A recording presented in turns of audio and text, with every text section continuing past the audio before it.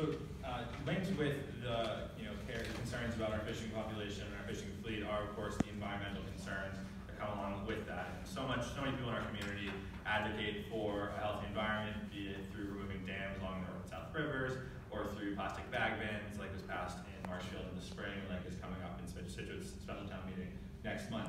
So what kind of role do you see yourself playing in protecting our environments and promoting environmentally friendly practices? Well, I think I'll be a benefactor, advocate for environmental friendly policies. I went to the town meeting about the plastic bags and I was for the ban. I would just advocate for common sense regulations or rulings that help improve the environment here in Marshfield and Scituate. That's the reason I moved here 26 years ago with my wife, with a beautiful coastline, the beaches, open space, and we enjoy taking walks along the beach, in the open fields, in the Audubon in Marshfield. So that's very important to me, and making sure our towns maintain the character that we all enjoy. Being able to walk downtown, being able to have walkability in Marshfield, where our chamber is working on a walkability project. I know your chamber here in Scituate are working on some very exciting initiatives as well. So I've been here, I've seen your Scituate Days, Scituate Heritage Days, I've seen your harbor. It's a vibrant harbor, it's bustling. I'd like to see that thrive, and as your representative, everything I do will be in your best interest and the environment's best interest. Thank you.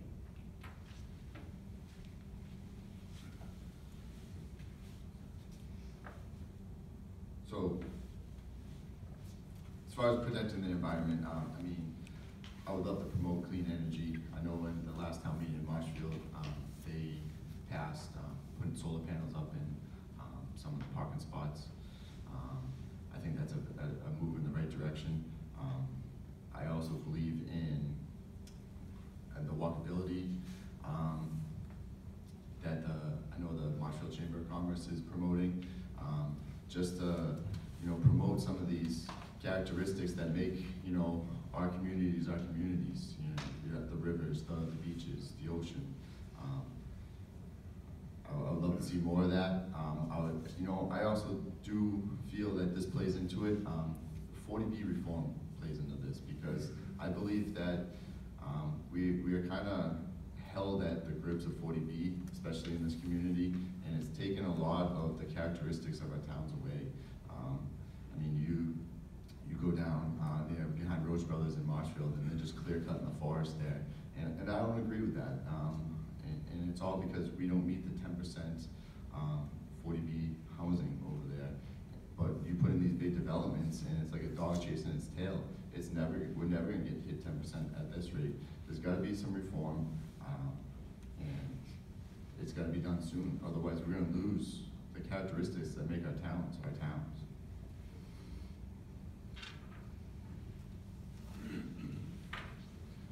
So we only have one Earth, and we have to take care of it.